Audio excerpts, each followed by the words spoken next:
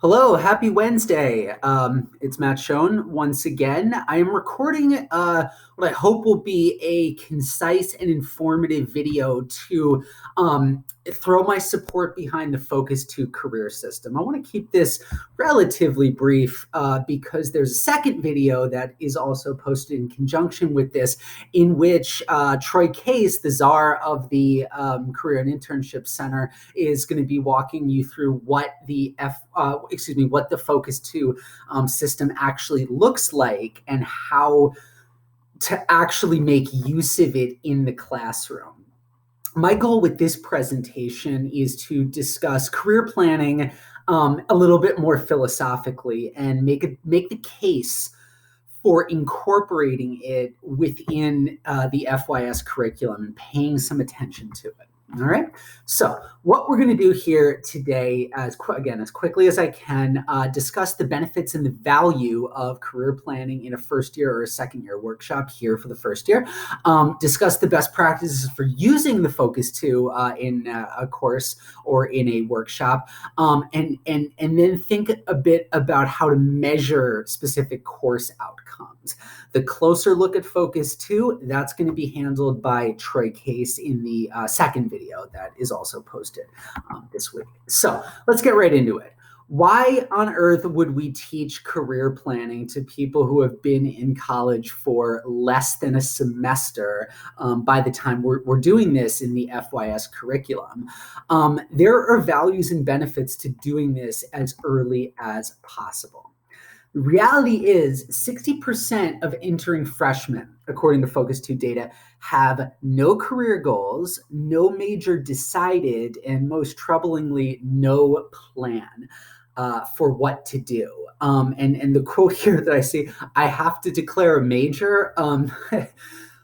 While I never had that thought or said that to myself or anybody when I was in college, I did know guys around the dorm who said something similar, like, I have to declare a major? I thought I was just here to take classes and then I would get a degree. No, buddy. A degree in what exactly? That's one of the choices tends to stress students out the most. And we know that students are not always making the right decision for them. I want to be careful here because I admit to interpreting the data on how often people change their major in two sometimes contradictory ways. 80% of college students, according to data that I recently saw, 80% of college students report changing their major. And the average number of times a major is changed is actually 3 times. So it's not even just that people sometimes are swinging and missing on the first pitch, they're swinging and missing on the second pitch too. Part of me is a bit nonplussed about that whole thing. And I say, well, look, it's the point of college is academic exploration and academic freedom. And if people make that decision, that's great. On the other hand, I'm not blind to the realities, to the socioeconomic realities of national and global society, in which there is a lot of pressure put on people to get a career that's going to afford them a stable life.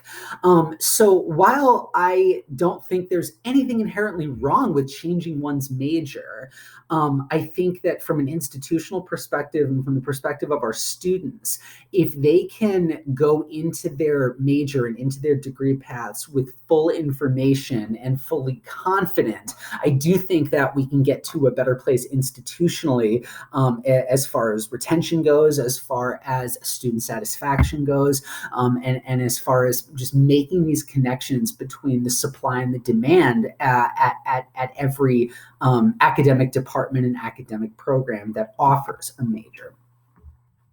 So to this end, in order to smooth this process of thinking about what I want to major in, deciding upon a major, and then linking that to real measurable, realistic careers that one might pursue with that academic training that they get, What do students gain by using a computer-based planning system such as Focus2, which is what the college has invested in and used for the last 2 years?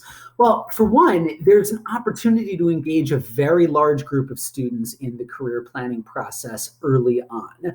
I'm not trying to take anything away from the individualized advising that many of our colleagues are known to do very well. To supplement that and to get it started and to provide talking points and discussion points for beginning this process, a computer-based system can take some of the pressure off of having to get this off the ground individually for every student. A computer-based system can be linked to, can help link student interests to specific majors and then link those specific majors to the career paths and the doors that specifically opens up. Research indicates that we see increased student success when the choice of a major matches the student's interest. That sounds fairly obvious. I'm not going to go too deep into that. But yeah, when the student is interested in the thing that they're majoring in, and then can link that to the all-encompassing question of, well, what can I actually do with that once I get out of college? There's generally higher levels of student success. Furthermore, having a career goal increases both student motivation to succeed and ultimate college success. Because anybody who's ever taught anywhere ever knows that motivated students tend to do better than unmotivated students. So having a path, like having something that students can look at and say, this is what I'm working towards, that's a big part of the motivation side. Using something like Focus2 will help provide more students at the college with the tools to make an informed decision about major and career path. I think part of the reason people change majors so often is just they're growing up and they're changing. And I am one of those 80% that did change my major in college and changed it fairly late in the game as well. And so these informed decisions are a major part of doing holistic advising, right? And giving students the information they need about themselves and about the world around them that they're entering to make those decisions. And finally, using something like Focus2 can really help standardize the Career Services Center and connect them to the resources available to the students. I've heard a few people in the last couple weeks say something along the lines of successful students use resources. That was true for me when I was a college student, and I think it's even more true today, and especially at our college. And so what this can help do is help students understand how career services can support their needs through the use of meeting with their advisors and then transitioning that to meeting with the Career and Internship Center. And we know, we've seen that colleges that promote using the Focus2 system early, that is in a first-year seminar, a first-year experience type of program, have the highest repeat usage. So people they're introduced to it early rather than at the end where it's just kind of tacked on to a scramble that they have to engage in to get a job. They're coming back to it, right? They're continuing to use it as their interests develop and as they want to learn more about the opportunities that are afforded to them. Right. The key thing we're working towards here, and this is really my big justification for encouraging its use in FYS, we want students to develop what's known as a vocational identity. Vocational identity, we're going to define as having a clear and secure understanding of one's career goals, abilities, interests, and values. Having an understanding of who you are as a person can help you really understand what you want to do for the rest of your life when you get out of college in hopefully 4 years, right? So the students that develop that vocational identity and understand these are my goals, these are the things that matter to me, these are my abilities, these are the things I'm good at, these are my interests, these are the things that really encourage me and motivate me. What are my values? What are the key things that are the most important things to me that I'd like to make part of my life going forward?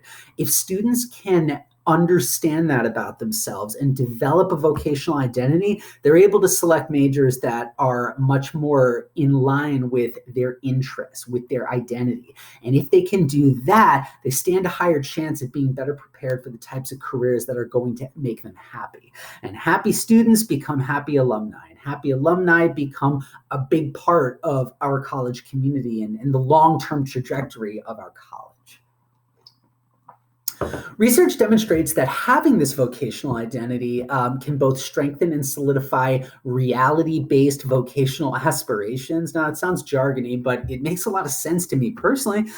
When I was 25, my vocational aspiration, I wanted to be a professor. And that turned out to be a realistic pathway for me. When I was 10, I wanted to play for the Boston Celtics. Which was not a reality-based vocational aspiration. It was fun to think about wearing a Boston Celtics uniform as a 10-year-old, but it certainly wasn't the thing that was going to make me a successful adult.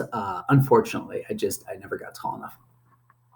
And research also demonstrates that having a vocational identity can both strengthen vocational choice orientation and, most importantly for, I think, our purposes, contribute to the planning about their preferred occupations. That's important, right? Contribute to the planning. We know that a career rarely falls out of thin air. Something that makes you happy is usually something you have to work towards and plan for. Furthermore, research by independent researchers who evaluated the impact of using a system like this with first-year students have found that the system increases both confidence in first-year students' ability to make career decisions, particularly with self-appraisal, goal selection, planning, and problem solving. Put another way, I view this as a key part of building capacity to succeed in college, capacity to do college work. Much of what we've done so far and the resources that I've tried to distribute thus far have been pretty heavy on the side of in-class skills, right? Note-taking, study skills, right? The things you need to do on a day-to-day basis. And this is taking more of a 30,000-foot look and perspective at what's going to make people successful. Okay, so moving on to this connection between the interests that students have, which may be very nebulous to them, and the major, which is much more of a specific decision. A study from 2010 in the Journal of Counseling Psychology used a longitudinal data approach from a range of post-secondary institutions, wanted to test the effect of interest-major congruence, the connection between these two things, motivation, first-year academic performance on timely degree completion, right? So retention, right? Did you complete a degree at that college? And did you do it in a timely fashion? The findings were pretty clear. They suggested that if you have this interest major congruence, there's a direct effect on timely degree completion across institutional settings, that motivation has some indirect effects by way of the first-year academic performance. So the total effects of both interest major congruence and the motivation that students have on timely degree completion really shows us that there is an importance in including both these constructs, both congruence, like helping people see what's realistic, and motivating them to work towards something. So I see a lot of, in the trade journals and in the quantitative evidence, I see a lot of support for doing something like this. And what I'm particularly excited about with the first year seminar using something like Focus2 is Focus2 is known for using the Holland Code. I'll get to the Holland Code on the next slide in just a second. But if students that select majors compatible with their work interests and who they are as individuals, they are more likely to earn higher grades. That sounds like a good thing. Persist in their choice of major. Also sounds like a good thing. Graduate on time, definitely a good thing, and be more satisfied and successful in their career. Now, the Holland Code, some of you, I'm sure, are aware of this already, but I'll show you what that looks like in a graph here. The Holland Code breaks down individual attributes and values into 6 categories. investigative, artistic, social, enterprising, conventional, and realistic. And Focus2 uses this as the bedrock for helping people understand what types of majors connect with your interests, and then what type of jobs are opened up with that type of major. And it's all done within a very Albion-specific context, which is great for our purposes of advising. So I'll just go through a few of these.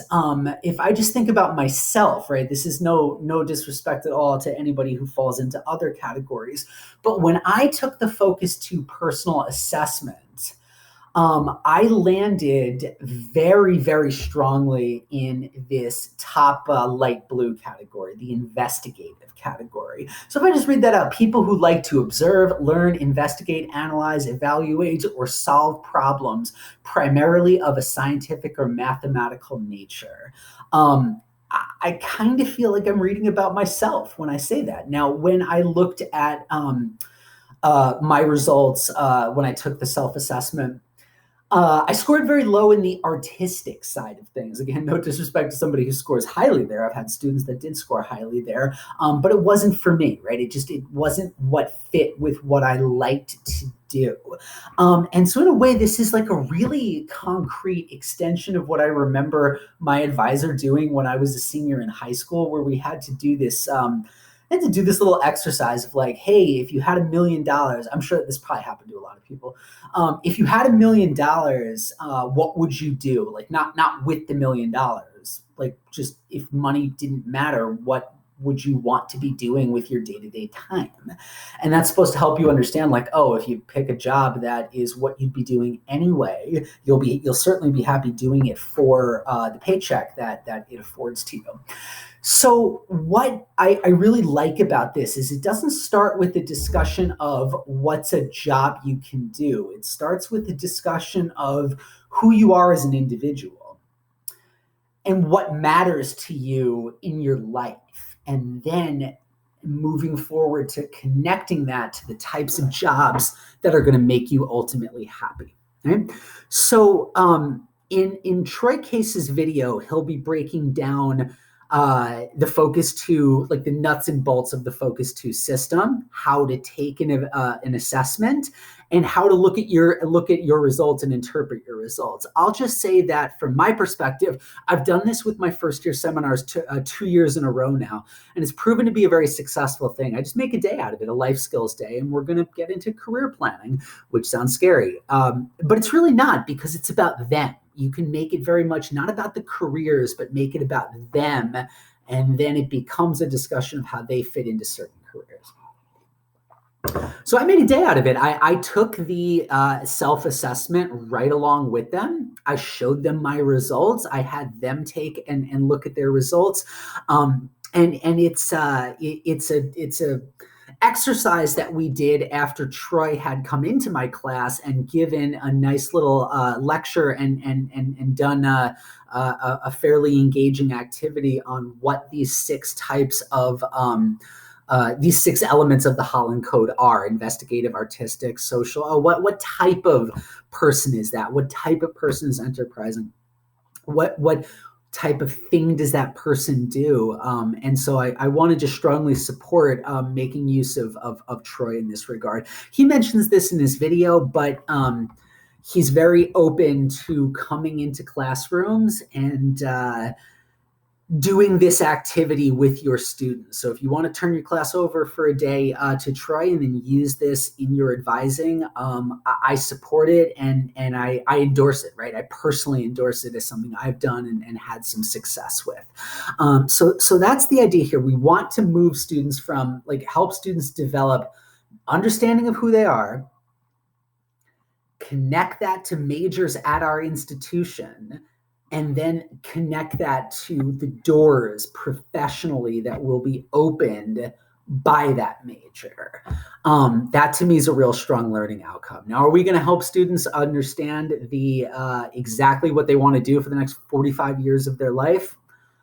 I'm sure that's ambitious for a 7-week whirlwind FYS curriculum. But I plan to dedicate a day to this and to use the results of that, and use what the student has learned about that themselves there in the advising that we're no doubt going to have to do in the second module. So yeah, that's what I got for you today.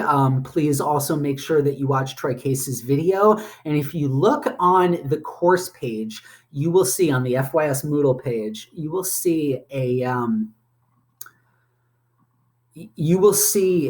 God, I'm losing track of myself now. You'll see a subsection of the front page called Career Planning. And you will find there a link to the Focus2 system, instructions written by Troy Case on how to use it, and a sample activity that you can do with your students in order to help push forward their understanding of occupational aptitudes and majors and careers. So give that a look. I hope you consider integrating it into your class. And again, I want to reiterate that Troy is available to answer any questions you have about Focus2, and he is available to appear in your class virtually or in person, depending on the situation and what everybody's comfortable with, to walk students through exactly this issue. So good luck. Thank you. Let me know if there are any questions or concerns. Take care. Have a great rest of the week.